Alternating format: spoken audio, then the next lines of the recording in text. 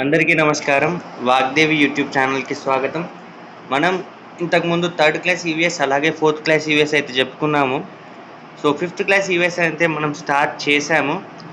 So, అందులో భాగంగా మరికొన్ని ఇంపార్టెంట్ పాయింట్స్ అయితే చూద్దాము. రోజు కొన్ని ఇంపార్టెంట్ పాయింట్స్ చూద్దాము. మాక్సిమం ఇందులోకెళ్ళి రావచ్చు. టెక్స్ట్ బుక్ కూడా ఒకసారి చూడండి.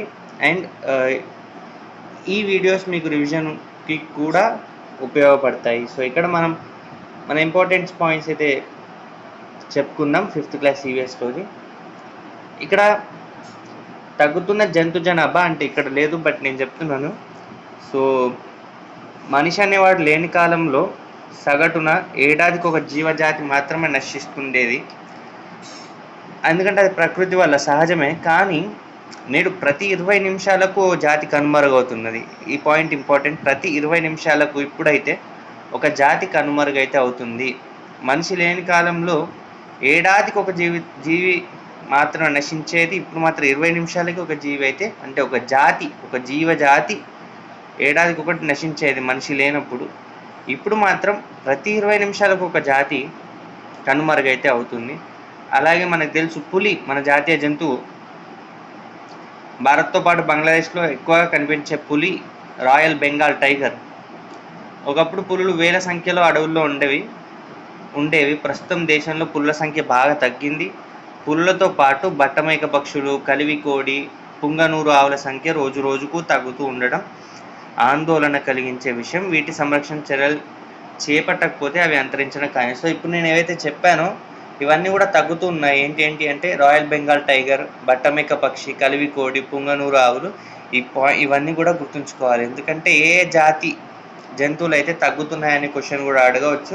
అప్పుడు మీరు చెప్పాల్సింది కలివికోడి, బట్టమైక పక్షి, పుంగనూరు ఆవులు, అలాగే రాయల్ బెంగాల్ టైగర్ కూడా. తర్వాత ఇంకొకటి రాబందు గురించి. 2 అడుగుల వరకు ఉంటుంది ఎత్తు. ఎన్ని అడుగులు ఉండొచ్చు రాబందు అంటే 2 అడుగుల వరకు కూడా ఉంటుంది ఎత్తు. గత కొన్ని సంవత్సరాలుగా మన రాష్ట్రంలో ఈ పక్షి జాతి కనిపించడం లేదు. సో, ఇక్కడ ఇచ్చారు, దీని ఆచూకీ కనబడితే మన ప్రాంతంలో వెంటనే తెలియజేయాలని తెలంగాణ జీవ వైవిధ్య మండలి విజ్ఞప్తి చేస్తుంది. ఆచూకీ తెలిపిన వారు 2 లక్షల రూపాయలు బహుమతి అందిస్తామనేది చెప్పారు. ప్రకటించడం అయితే జరిగింది. సో, 2 లక్షలు ప్రకటించడం జరిగింది. ఈ రాబద్దు గురించి కూడా గుర్తుంచుకోవాలి, చాలా ఇంపార్టెంట్. సో, ఇక్కడ విషయానికి వస్తే, గతంలో రైతులు ఒకరి దగ్గర నుండి మరొక పేరిట విత్తనాలు తీసుకునేవారు. పంట వచ్చిన తర్వాత తిరిగి ఇస్తారు. ఈ పద్ధతిని నాగులు అంటారు. సో, ఇది మనకు తెలిసింది. పద్ధతి పేరు కూడా గుర్తుంచుకోవాలి, నాగులు.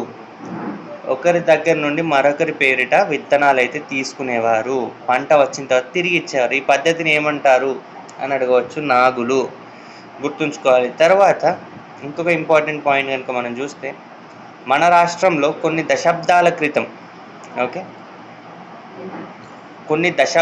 క్రితం వరకు దాదాపు 5,400 రకాల వరి వంగడాలు, 740 రకాల మామిడి, అలాగే 3,500 రకాల వంకాయ రకాలు ఉండేవి.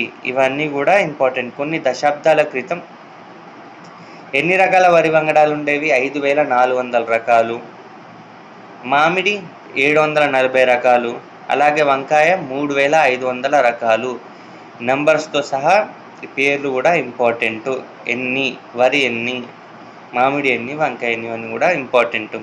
అలాగే మన దేశంలో national bureau of plant genetics సంస్థ మొక్కల జన్యువులను సేకరించి భద్రపరుస్తుంది. క్వశ్చన్ అడగవచ్చు, మన దేశంలో మొక్కల జన్యువులను సేకరించి భద్రపరిచే సంస్థ ఏది అనే క్వశ్చన్ అయితే రావచ్చు.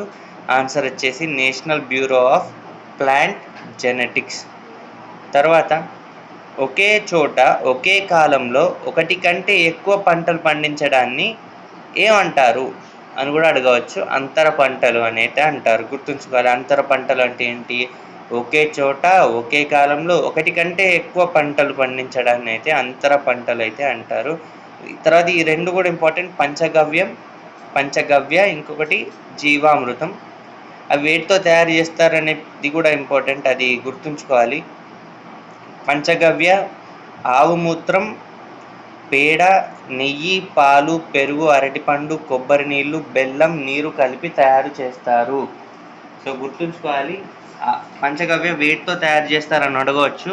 ఆవు మూత్రం, పేడ, నెయ్యి, పాలు, పెరుగు, అరటిపండు, కొబ్బరి నీళ్ళు, బెల్లం, నీరు కలిపి తయారు చేస్తారు.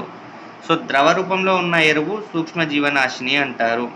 సో ఇవన్నీ కూడా ఇంపార్టెంట్. పంచగవ్య వేటితో తయారు చేస్తారు ఇంపార్టెంట్. అలాగే సూక్ష్మజీవనాశిని అంటే ఏంటంటే ద్రవ రూపంలో ఉన్న ఎరువుని సూక్ష్మజీవనాశిని అంటారు. ఈ 2 పాయింట్స్ కూడా ఇక్కడ ఇంపార్టెంట్.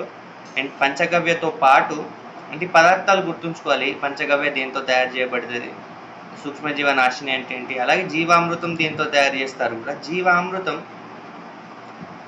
ఆవు మూత్రం, పేడ, మట్టి, బెల్లం, పప్పు ధాన్యాల పొడి, నీరు కలిపి తయారు చేస్తారు. కొన్ని సిమిలర్ ఉన్నాయి ఇక్కడ పంచగవ్యకి, జీవామృతంకి. లైక్ ఇప్పుడు ఆవు మూత్రం కానీ, పేడ కానీ, నీళ్లు కానీ, బట్ కొన్ని డిఫరెన్స్ ఉన్నాయి, గుర్తుంచుకోవాలి. జీవామృతంలో పంచగవ్య కొంచెం డిఫరెన్స్ అయితే ఉన్నాయి, మనం అది గుర్తుంచుకోవాలి. జీవామృతంలో ఇక్కడ ఆవు మూత్రం, పేడ, మట్టి, బెల్లం, మట్టి వేరు, బెల్లం వేరు, అలాగే పప్పు ధాన్యాల పొడి, నీరు కలిపి అయితే తయారు చేస్తారు. ఆవు మూత్రం, పేడ, మట్టి, బెల్లం, పప్పు ధాన్యాల పొడి, నీరు కలిపి తయారు చేస్తారు. ఇది ఎరువుగా నేలను సారవంతం చేసే సూక్ష్మజీవులను వృద్ధి చేసేదిగా ఉపయోగపడుతుంది. ఇది దేనికి ఉపయోగపడుతుంది అంటే ఎరువుగా, అలాగే నేలను సారవంతం చేసే సూక్ష్మజీవులను వృద్ధి చేసేదిగా ఉపయోగపడుతుంది. అంటే కొన్ని సూక్ష్మజీవులను నేలను సారవంతం చేస్తాయి, అయితే ఆ సూక్ష్మజీవులను వృద్ధి చేసేదిగా ఇదైతే ఉపయోగపడుతుంది. సో జీవామృతం ఇది ఎరువుగా ఉపయోగపడుతుంది. అలా పంచగవ్యం కూడా ద్రవ రూపంలో ఉన్న ఎరువును సూక్ష్మజీవనాశిని అంటారు. పంచగవ్యము, జీవామృతం 2 కూడా చాలా ఇంపార్టెంట్. ప్రతి పాయింట్ కూడా గుర్తుంచుకోవాలి. టెట్లో కానీ డిఎస్లో కానీ రావచ్చు. సో ఇది ఈరోజుకు మనం అనుకున్న ఇంపార్టెంట్ పాయింట్స్ 5th క్లాస్ ఈవీఎస్లోని. అలాగే రోజు కూడా చెప్పుకుందాం.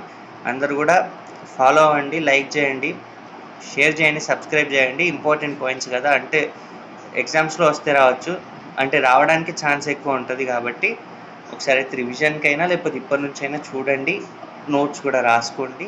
అలాగే ఒకసారి వీలైతే టెక్స్ట్ బుక్ని కూడా రిఫర్ చేయండి. ఈ వీడియోస్ కూడా చూడండి. సో సబ్స్క్రైబ్ చేయండి. సో మీ ఏమైనా డౌట్స్ ఉంటే కామెంట్ చేయండి. Thank you so much.